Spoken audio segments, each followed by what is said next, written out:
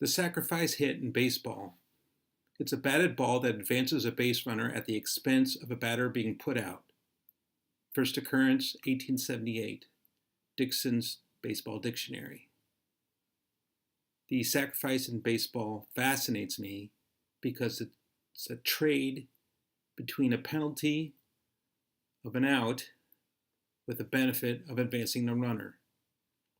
There's a lot to consider when evaluating it, and I don't think there's a way you can quantify a situation where, yes, it absolutely should be done, or no, it should not, with one exception. In my board game, RallyBird Baseball, if you play it, you will see as offense that you have 3 offensive tactics that involve trading it out for advancing the runner. Sacrifice left, sacrifice right, and a bunt. Suicide squeeze or sacrifice bunt. It's fascinating to consider all the different angles of pain versus reward in board games. Common use is making you need to do 2 things, but you only have the power in your turn to do 1.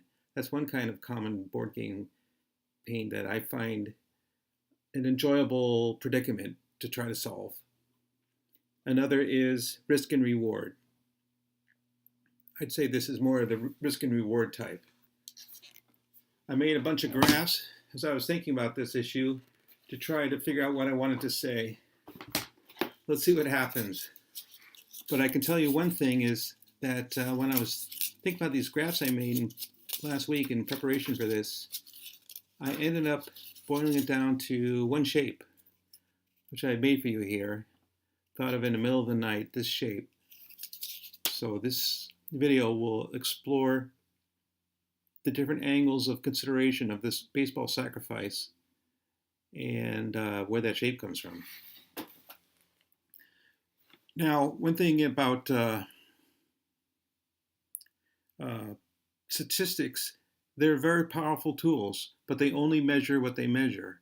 For example, the RBI, runs batted in baseball, one of the very common traditional measurements of a batter's contribution to offense. However, it does measure the runs that the hitter bats in, the points the batter contributes towards scoring. But it doesn't measure where the batter is in the batting order. If the exact same batter bats, say, 4th, well, you're going to have a higher RBI total than if this exact same batter bats 8th, because the stronger batters are going to be at the top of the line. They come up more often in the rotation throughout the innings, so there's really not much choice. You need to put them in the beginning of the order. So that my point is that the RBI is correct math, but it does not show the entire truth. Therefore, I have seen a statistic about that tried to measure sacrifice efficiency. I think it was specifically towards the sacrifice fly, which is a type of sacrifice that scores a run. There's more than one type of sacrifice, and I'm talking generally about any sacrifice that moves a runner. So in this chart, I just want to make the point that when you're using the sacrifice tactic, it's easier to succeed in what you're trying to do. You're with foreknowledge, you're trading it out to advance another runner who's already on base. It's easier to do than to just get a hit where you yourself aren't getting on base. I'm not talking about we're talking about one type of batter for all this, for the rest of the story here. We're not talking about, well, for example, National League, the pitcher bats. I love that rule. I don't like the designated hitter rule in the American League because this adds strategy and it's fun to see the batter occasionally come up with some heroic batting. But anyway, it makes more sense. If your batter hits 100, that's pretty poor. 1 in 10 hit.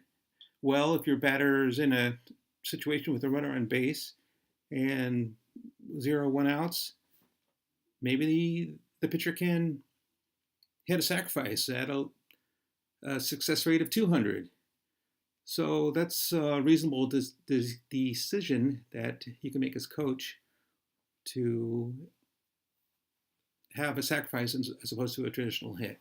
Now, a traditional hit is better because you're on base and probably you're advancing the runner, not always, but once you're on base, you're a potential run.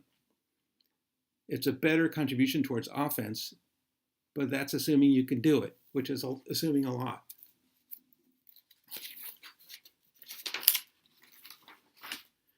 Risk and reward.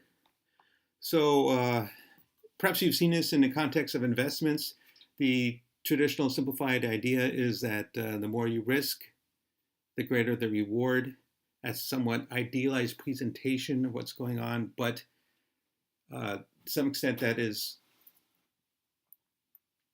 our baseline for discussion when we approach this topic. However, it's not the same because how many outs you have, how many runs you're behind, what inning is it?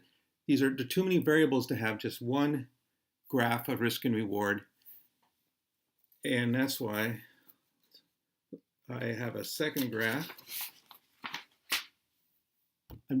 Different situations, there'll be different risk and rewards for your different batting situations. Situational, and that's what makes it so fun. If you enjoy analysis of situation and taking risks, a little bit like gambling, but it's baseball. It's a game using your brain, and in the context of a board game, it's quite delightful. Let's see if I can turn this page. All right. One thing to consider when trying to evaluate a successful sacrifice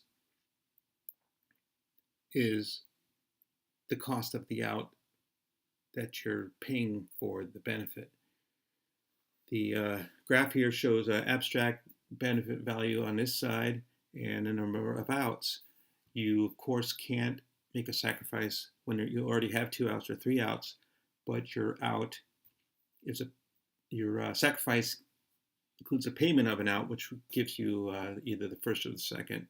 Again, the third out is the end of the story, so there's no point to doing a sacrifice on 2 outs. But nonetheless, let's consider the cost of an out.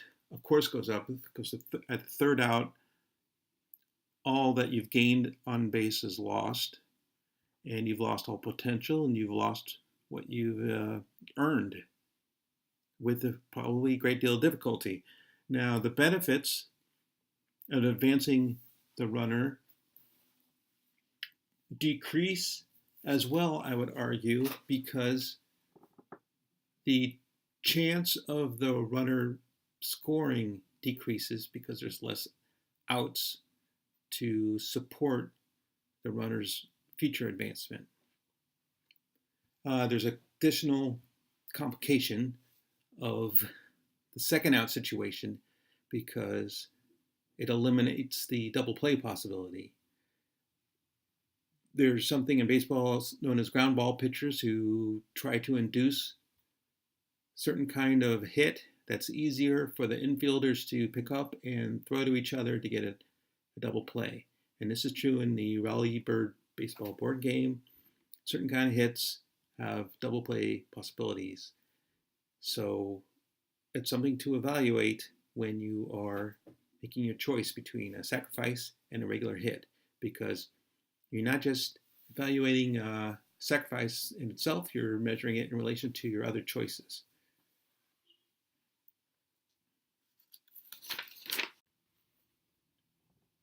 This is an intuitive chart I made that measures the value towards victory of a sacrifice depending on where the runner is currently on base and how many outs you have currently.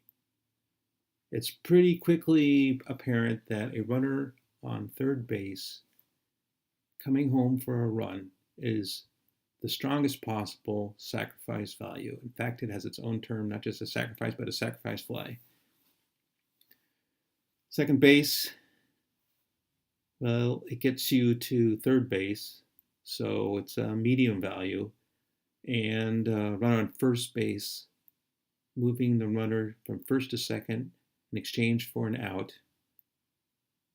Well, at least you're advancing the runner to second base, but that's less value than the other two. This may be somewhat obvious. In actual baseball, see it all the time that the batting pitcher will try to hit a sacrifice even if there's just a runner on first base. But in RallyBird Baseball, something to consider. This is an intuitive chart. I don't have any numbers to back it up, but maybe it's common sense, or if you disagree, feel free to let me know. But that's not all there's to it, because you have to measure it in relation to your other choices.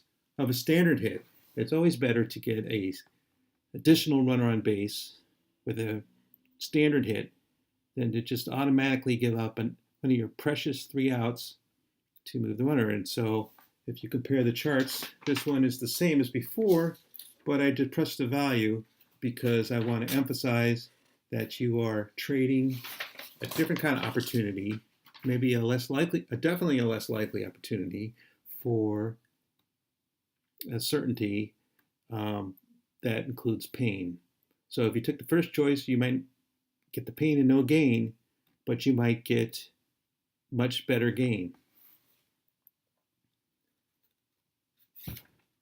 What's next, folks? This graph attempts to use intuitive methods to compare the non-sacrifice tactics versus the sacrifice tactics to put a runner on base. When you evaluate how many runs you're trying to score, when you use the sacrifice, you have a higher probability of getting a few runs, but less possibility of getting more than a few runs. So a graph like this can help you think about sacrifice in relation to not just how many runs you are, but how much is left in the game. If you're in the ninth inning, obviously if you're in the bottom, you're behind by 1, or maybe you have a tie score, sacrifice becomes much more valuable, such as in the yellow highlighted part of the graph. And you may recall this shape I showed earlier. That looks familiar, doesn't it? In fact, I've colored it here to suggest the orange area where the sacrifice is pretty probable good value for you. There's an additional factor where you got to keep the defense guessing, and sacrifice may be to your advantage or disadvantage in those situations. But oftentimes, you're going to need more than just 1 or 2 runs, and therefore, if you're using a sacrifice, you're not just giving up an out, you're giving up possibility of making further runs that you need to victory, and therefore it would be unwise, or put another way, extra risky. This chart looks at the value of the sacrifice in a close game in late innings.